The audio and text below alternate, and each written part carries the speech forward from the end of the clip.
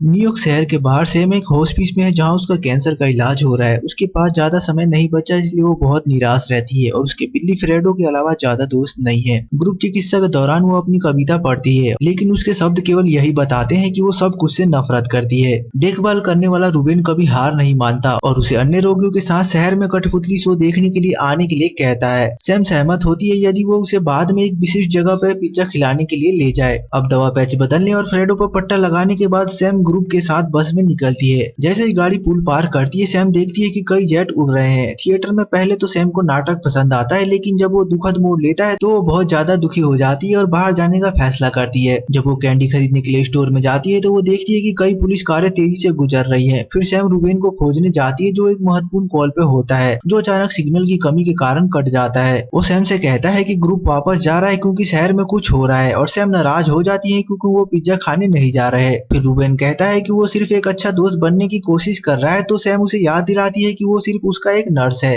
इससे पहले कि वो बस में चढ़ती वो देखती है कि उल्कापिंड आकाश से गिर रहे हैं और शहर में एक अलार्म बजने लगता है। एक उल्कापिंड बस के पास गिरता है और एक बड़ा विस्फोट सभी को नीचे गिरा देता है। अब कानों में गूंज के साथ सैम टूटी हुई बस में खड़ी होती है और बाहर निकलती है और ये देखती है कि एरिया धूल के बादलों से ढका हुआ है और घायल लोग उसके पास से गुजरते हैं क्योंकि वो अपना रास्ता खोजने की कोशिश करती है और शहर के चारों ओर और भी विस्फोट सुने जाते हैं। सैम के पास अचानक एक गर्जना गूंजती है और एक आदमी उसके पैरों से घसीटा जाता है। घबराते हुए सैम भाग जाती है और एक सैनिक को उसे छुपने के लिए कहते हुए पाती है लेकिन उसे भी खींच लिया जाता है। सैम तुरंत एक कार के पीछे एक और व्यक्ति के साथ छिप जाती है और भय से देखती है कि एक भयानक प्राणी दिखाई देता है जिसका मतलब है कि एलियन ने आक्रमण कर दिया है। एक आदमी राक्षस का ध्यान भटकाता है और सैम फिर से भागती है लेकिन उसी समय एक एम्बुलेंस आती है और प्राणी उस पर हमला कर देते हैं और एक विस्फोट होता है और सैम दीवार से टकरा के बेहोश हो जाती है। कुछ समय बाद सैम एक इमारत में जागती है और हेनरी जल्दी से उसके मुंह को ढकता है और उसे चुप रहने के लिए कहता है। सैम चारों ओर देखती है और पाती है कि उसे थिएटर में लाया गया है जहाँ कई बच्चे लोग छुपे हुए और घायलों का इलाज कर रहे हैं। सैम रूबेन और फ्राडो से भी मिल जाती है। जल्दी ही एक हेलीकॉप्टर उस एरिया में उड़ता है और नागरिकों से छुपे और चुप रहने का आग्रह करता है जब तक कि उन्हें आगे के निर्देश ना मिले और पता चलता है कि प्राणी शोर का पीछा करके हमला करते हैं और जब वो हेलीकॉप्टर के पीछे जाते हैं तो पूरी इमारत हिल जाती है। फ्राडो डर जाता है और भाग जाता है इसलिए सैम उसके पीछे जाती है और बहुत सारी मृत लाशों को पाती है। वो कुछ मलबे पे कदम रखती है और एक क्रंची आवाज होती है इसलिए वो डर के मारे जम जाती है। जब रूबेन उसके पास आता है तो वो देखते हैं कि एक एलियन बाहर चल रहा है और उसके चले जाने का इंतजार करते हैं लेकिन दुर्भाग्य से सैम हिल जाती है और गलती से एक पोशाक पे लगी घंटी को छू देती है जिससे वो बज उठती है। सैम अपने बिल्ली को पकड़ने के लिए दौड़ती है और फर्नीचर के पीछे छुप जाती है और एलियन दरवाजा तोड़कर संभावित शिकारों की तलाश करता है और लाशों को इधर उधर मारता है। वो यहाँ तक कि अपना चेहरा रूबेन के बहुत करीब लाता है लेकिन उसे नहीं पता चलता जिससे पता चलता है कि एलियन अंधे हैं। उसी समय हेलीकॉप्टर फिर से उड़ता है इसलिए एलियन उसे पकड़ने के लिए इमारत से भाग जाता है। बाहर बहुत हिलना डुलना और एक विस्फोट होता है लेकिन रूबेन और सैम तब तक नहीं हिलते जब तक कि यह खत्म नहीं हो जाता। इसके बाद सैम अपना चेहरा धोती है और समाप्त हो चुके दवा पैच को हटा देती है। फिर वो एक महिला की जांच करती है जो रेडियो का उपयोग करके अधिकारियों से कॉल ले रही होती है। ऐसा लगता है कि एक शेल्टर की व्यवस्था की गई है और वो लोगों को निर्देश का इंतजार करने के लिए कह रहे हैं। साथ ही सभी पुलों से दूर रहने को भी कह रहे हैं। एक ग्लोब पे लगे स्टिकर्स बताते हैं कि एलियंस पूरी दुनिया पर हमला कर रहे हैं। अचानक बचे हुए लोग कई बमों के फटने की आवाज सुनते हैं और छत पर दौड़ते हैं जहां वो ये देखकर भयभीत हो जाते हैं कि सेना पुलों को नष्ट कर रही है ताकि एलियंस को भागने से रोका जा सके। ग्रुप देखता है कि कैसे पुल एक एक करके गिर रहे हैं और एक बचा हुआ व्यक्ति घबराने लगता है और कहता है कि वो फंस गए हैं और मरने वाले हैं। हेनरी उसके मुंह को ढकने के लिए दौड़ता है और वो व्यक्ति उसे रोकने की कोशिश करता है इसलिए वो संघर्ष करते हैं जब तक कि हेनरी गलती से उसका सर दीवार पे नहीं मार देता जिससे वो मर जाता है। बाद में जब वो बचाव का इंतजार कर रहे होते हैं सैम रूबेन को लिखकर बताती है कि वो हार्लिम पिज्जा खाने जा रही है। रूबेन उसे रुकने के लिए कहने की कोशिश करता है लेकिन उसकी बातचीत तब बाधित हो जाती है जब बिजली चली जाती है और जनरेटर चालू हो जाता है जिससे बहुत शोर होता है। हताश रूबेन बाहर दौड़ता है और जल्दी से जनरेटर बंद कर देता है लेकिन जब वो दूर हटता है तो उसका कपड़ा फंस जाता है और फट जाता है जिससे फिर से शोर हो जाता है। अचानक एक एलियन कूद कर आता है और रूबेन पर हमला करता है और उसे मार देता है जबकि सैम चिल्लाने से बचने के लिए अपना मुंह ढक लेती है।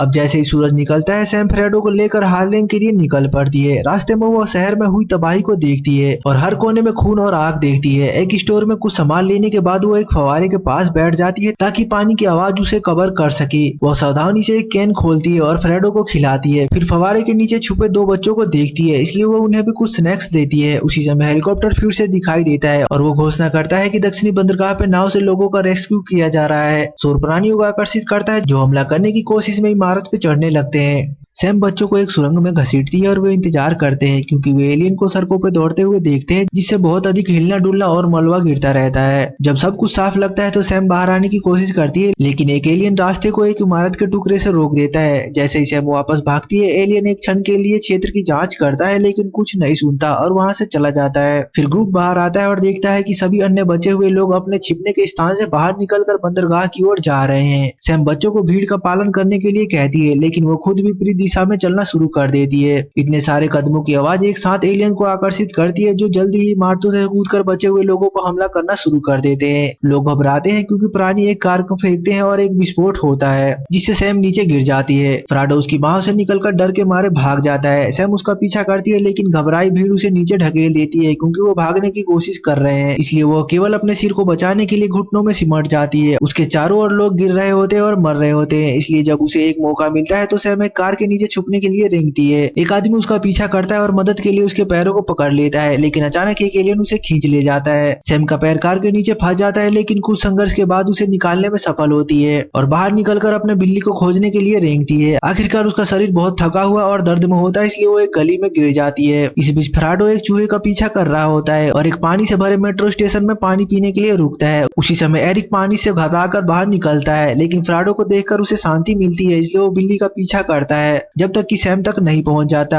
वो एरिक से भीड़ का अनुसरण करने के लिए कहती है और फ्राडो के साथ चल देती है लेकिन एरिक उसका पीछा करता है और जब बारिश शुरू होती है तो वो अपना परिचय देते हैं और सैम उसे नाव के बारे में बताती है लेकिन एरिक स्वीकार करता है कि वो अकेले मरने से डरता है और सैम उसे साथ आने देती है। रात के समय तक वे सैम के अपार्टमेंट तक पहुंच जाते हैं और चाबी खो जाने के कारण एरिक दरवाजे को लात मारकर खोलता है। उसी समय बिजली की गड़गड़ाहट होती है जिससे शोर कवर हो जाता है। जब सैम अपनी दवाइयां ढूंढ रही होती है तो एरिक बताता है कि उसके माता पिता इंग्लैंड में है और वो यहाँ पे लॉ की पढ़ाई करने आया था इसलिए उसके पास कोई नहीं है। बदले में सैम उसे अपने पिज्जा खाने की योजना के बारे में बताती है और एरिक उसकी आपत्तियों के बावजूद उसकी मदद करने का वादा करता है। उसे सैम के पिता की एक तस्वीर भी मिलती है जो पियानो बजाते थे और उसकी कविताओं से भरी नोटबुक भी मिलती है। उसकी रचनाएं पढ़कर एरिक को एहसास होता है कि सैम एक मरीज है जिसके पास ज्यादा समय नहीं बचा है, इसलिए वो अपना आखिरी सपना पूरा करने के लिए वापिस नहीं जा रही है। जब बिजली फिर से कर आती है तो सैम निराशा में चिल्लाती है और एरिक भी उसके साथ शामिल हो जाता है। अगली सुबह सैम खिड़की पर एक प्राणी को देखती है लेकिन यह सिर्फ एक सपना होता है। वो देखती है कि एरिक अभी भी सो रहा है इसलिए वो और फ्राडो उसे छोड़कर चले जाते हैं। कुछ समय बाद वो एक किताब की दुकान पर रुकती है जो हमले में नष्ट हो गई थी और इससे एरिक को उसे पकड़ने का मौका मिल जाता है। वह उसकी कविता की नोटबुक वापस देता है और सैम उसे साथ में आने की अनुमति देती है। जब सैम उठती है तो वो गलती से कुछ किताबें गिरा देती है और शोर करती है। वे तुरंत एलियन के पास आते सुनते हैं इसलिए वो भागते हैं और एक इमारत के अंदर छुपने की कोशिश करते हैं। दरवाजा एक ब्रीफकेस से अटक जाता है और एरिक इसे खोलने के लिए जोर से धक्का देता है जिससे फिर से शोर होता है और एक एलियन उनके ठीक पीछे आ जाता है। दोनों गलियारे में दौड़ने लगते हैं क्योंकि प्राणी उनका पीछा करता है और अपने साथियों को बुलाने के लिए चिल्लाता है जो कांच की छत से कूदते हैं। बहुत भटकने के बाद सैम, एरिक और फ्राडो इमारत से बाहर निकलने में कामयाब होते हैं और फिर से सड़कों पर लौट आते हैं। एरिक एक कार की खिड़की तोड़कर अलार्म बजा देता है और एलियंस का ध्यान वाहन पर जाता है जिससे समूह को मेट्रो सुरंग में भागने का मौका मिल जाता है।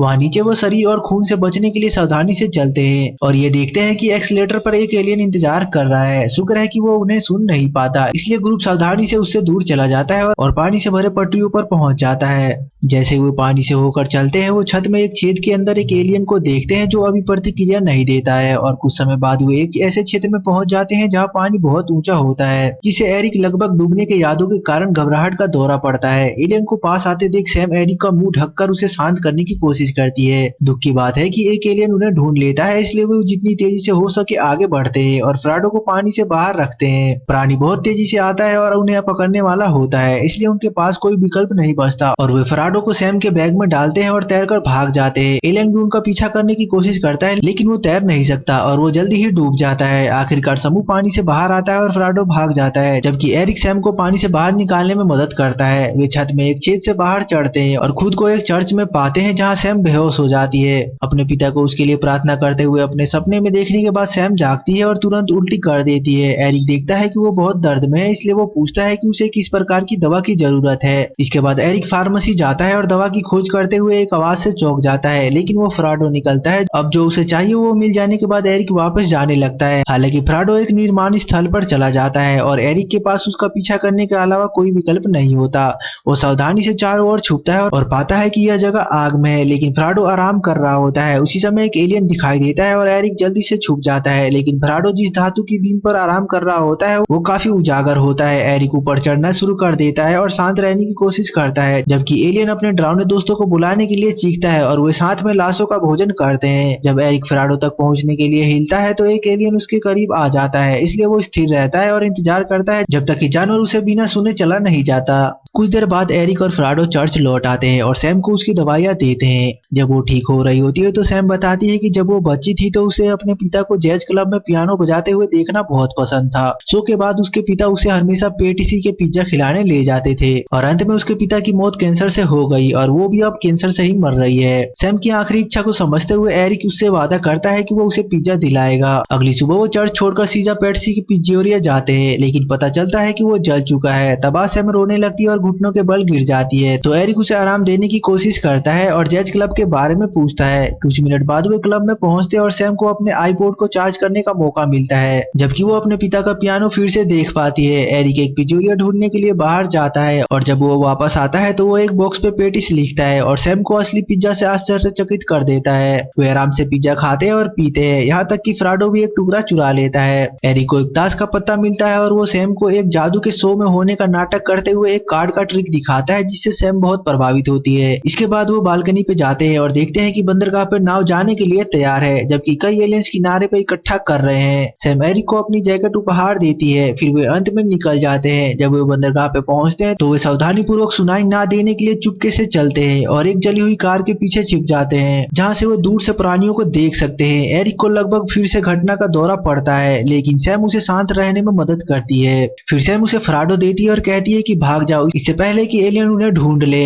फिर सैम दौड़ती है और कई कारों को मारकर उनके अलार्म चालू कर देती है, जिससे एलियन उसके पीछे पड़ जाते हैं। सैम हर पल कमजोर महसूस कर रही होती है, इसलिए उसकी गति धीमी हो जाती है। नाव पर हेनरी इस पूरे हंगामे को देखता है और अधिकारियों से एक और जीवित व्यक्ति का इंतजार करने के लिए कहता है। जैसे ही उसे मौका मिलता है एरिक फ्राडो के साथ भागता है, लेकिन रास्ते में कुछ कचरे से टकरा जाता है, जिससे शोर होता है और एलियन उसका पीछा करने लगते हैं। जब एलियन तेजी से दौड़ते हैं और घाट पर उसे पकड़ने वाले होते ही हैं, तो एरिक कूदकर पानी में गिर जाता है, जहां एलियन उसका पीछा नहीं कर पाते। सैम को आखिरी बार देखने और उसे अलविदा कहने के बाद एरिक नाव की ओर तैरता है और जीवित बचे लोग उसे और फ्राडो को जल्दी से नाव पर चढ़ने में मदद करते हैं। अंततः आराम मिलने पर एरिक को पता चलता है कि सैम ने अपनी जैकेट में एक नोट छोड़ रखा है, जिसमें उसने फ्राडो का ख्याल रखने और सब कुछ के लिए धन्यवाद किया है। जमीन पर रोती हुई सैम अपने परिवार को एक पुरानी तस्वीर को देखती है। फिर बाद में जब वो अपने आईपॉड पर नीना सिमोन का फीलिंग गुड सुन रही होती है, तो वो सड़क के बीच में खड़ी हो जाती है और ईयरफोन को डिस्कनेक्ट कर देती है, जिससे गाना सुनकर एलियन उसके पीछे आता है और मूवी यहाँ खत्म हो जाती है। तो मूवी अगर अच्छी लगी तो लाइक और सब्सक्राइब करना ना भूले। Thanks for watching.